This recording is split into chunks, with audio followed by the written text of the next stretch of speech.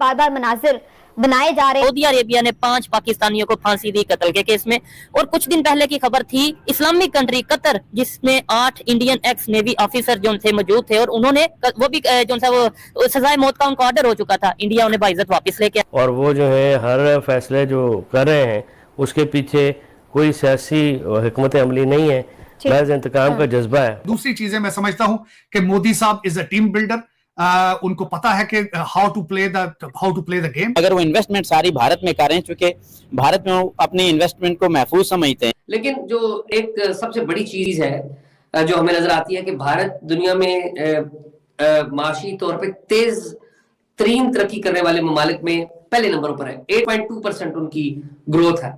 अब अफगानिस्तान गया इंडिया का डेलीगेशन, अफगानिस्तान ने भी पाकिस्तान के बॉर्डर पे हमला किया और कई सैनिक मारे गए।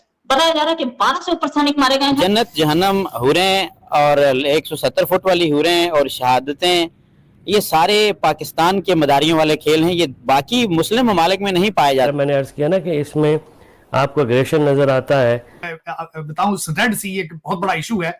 वहां पे भारतीय शिप्स जो है कैरियर ज्यादा है। इंडिया एक वो अपने बलबूते पे काम करता है, वो किसी से डरता नहीं है, वो किसी के आगे झुक नहीं रहा, चाहे वो हमारा मुखालिफ है, लेकिन वो किसी के आगे वो अपने एक उसके जो फैसले हैं वो सॉलिड है।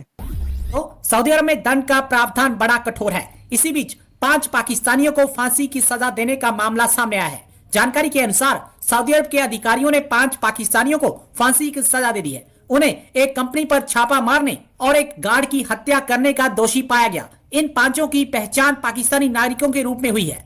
इस संबंध में सऊदी मंत्रालय का कहना है कि जिन पाकिस्तानियों पर दोष सिद्ध हुआ, उन्होंने एक निजी क्षेत्र की कंपनी पर अटैक किया था।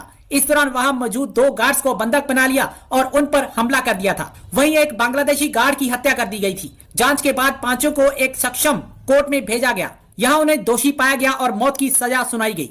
मीडिया रिपोर्ट्स के अनुसार दोषियों ने कोर्ट के फैसले के खिलाफ अपील की थी, लेकिन ऊपरी अदालतों ने फैसले को बरकरार रखा। बाद में एक शाही आदेश ने फांसी की सजा पर अंतिम मोहर लगा दी। उन्हें मंगलवार को फांसी की सजा दे दी गई। जो इन्होंने बात की है कि इंटरनेशनल कम्युनिटी हमें बॉयकॉट, डायरेक्टली कह लें या इनडायरेक्टली कह लें, बॉयकॉट करती नजर आ रही है, हम आइसोलेट होते नजर आ रहे हैं। सऊदी अरेबिया ने 5 पाकिस्तानियों को फांसी दी कत्ल के केस में।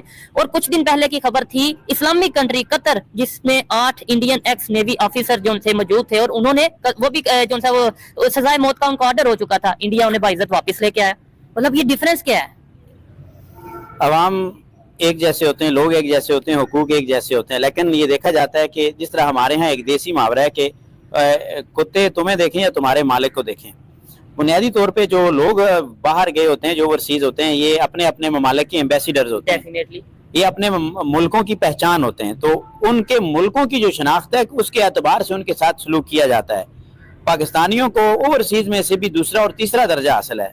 और बुनियादी वही चीज़ है, हमारे यहाँ किरदार की कमी है। जो चीज़ें पढ़ाई जा रही हैं अमली दुनिया में, वो कहीं पर भी काम नहीं आती। हमारी जो 16 साल की तालीम हो, 18 की हो या 20 साल की हो, उससे किसी की सेहत पे और शऊर पे कोई खास ना निखार आता और ना बिगाड़ आता, वो वहीं का वहीं रहता है। उल्टा उसकी उम्र पूरी करवा ली जाती है। तो ऐसे लोग जब वहाँ पे जाते भी हैं तो कोई अपना खास नक्श छोड़ने में, मुस्बत नक्श छोड़ने में नाकाम रहते हैं, जिसके नतीजे में जब उन शहरियों का जुर्म एक जैसा, आप इस चीज़ को ध्यान में रखें कि उन्होंने कत्ल किया है, वो कत्ल के मुजरिम हैं, लेकिन जिन पे ठप्पा इंडिया का लगा हुआ था, तो सऊदी अरब ने इंडिया के साथ अपने ताल्लुकात को देखा कि इंडिया से उसे कितना मफाद हासिल हो सकता है। जब पाकिस्तान से उसे पता है कि पाकिस्तान ने सिर्फ उसे भीख मांगनी है, हमेशा उसके पास कभी खजूरों के लिए और कभी किसके लिए हाजिर हो जाना, आटे के लिए, तो इस बुनियाद पे भिखारियों की दुनिया में कोई इज्जत नहीं होती। ठीक है, यहाँ पे एक चीज मैं खुद से भी सवाल करता हूँ, जितने भी पाकिस्तानी भाई देख रहे हैं उनसे भी सवाल करता हूँ कि अगर ये एक सीनियर जर्नलिस्ट हैं, ये भी जर्नलिस्ट हैं, नॉलेज है इनके पास, इनकी बातें मुझे समझ आ सकती हैं, पूरी दुनिया को इन चीजों का आइडिया हो रहा है, सच सामने आ रहा है, तो हमारे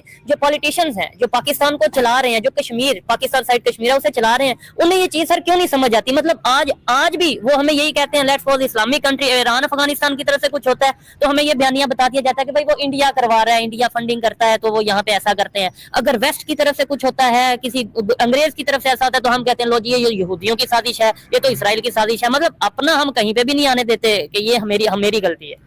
ये साजिश इस्तेमार का हमेशा से एक हथकंडा रहा है कि आप जब भी कोई चीज़ आप गलत करें तो अपनी गलती हमेशा किसी पे थोपने के लिए आप तैयार रहें।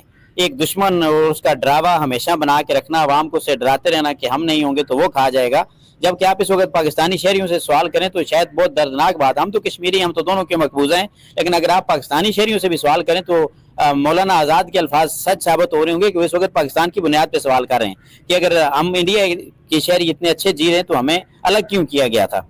इस बुनियाद पे पाकिस्तान वाकई दुनिया में एक सेक्लूजन का शिकार है, तन्हाई का शिकार है। ममालिक, वही बात है कि हर जिस तरह से कोई आदमी बार बार कर्ज मांगने आता हो तो लोग उसको देख के दामन बचाते हैं, दरवाजा बंद कर लेते हैं, झूठ बुलवा देते हैं कि जी वालिद साहब घर पे नहीं है। पाकिस्तान के साथ ऐसा हो चुका है। अफगानिस्तान गया इंडिया का डेलीगेशन, अफगानिस्तान ने भी पाकिस्तान के बॉर्डर पे हमला किया और कई सैनिक मारे गए। बताया जा रहा है कि 12 से ऊपर सैनिक मारे गए हैं। इंटेंस फायरिंग चल रही है बॉर्डर पे, पाकिस्तान अफगानिस्तान बॉर्डर पे, जिसे ड्यूरल लाइन बोलते हैं। तालिबान उसको नहीं मानता, लेकिन ये हुआ क्या? बहुत बड़ी गड़बड़ है। गड़बड़ ये कि जिसको मैंने कुर्सी पे बैठाया वही मेरे खिलाफ बोलने लगा। ये हमले रुकते तो नहीं दिख रहे हैं और अफगानिस्तान से इंडिया के रिलेशंस बेटर होते जा रहे हैं, जिस तालिबान सरकार को इन्हीं के अपने लेफ्टिनेंट जनरल बनवा के आए थे। और पाकिस्तान के सैनिक लगभग डेली मारे जा रहे हैं। कैजुअलिटी तालिबान की साइड बहुत कम है, पाकिस्तान की साइड बहुत ज्यादा है। इसी बात करने के लिए हमारे पास strategic expert lieutenant colonel Atul Holkar साहब, और अतुल होलकर साहब की एजुकेशन जो है वो इतनी है कि मैं क्या बताऊं आपको। फॉरेन में पढ़े हैं, स्ट्रेटेजिक अफेयर्स, इंडिया में पढ़े हैं और इतनी डिग्रियां लेकर के सर वर्ल्ड के या इंडिया के तो खासतौर से लीडिंग एनालिस्ट में से एक है। सर बहुत बहुत स्वागत है आपका हमारे शो में।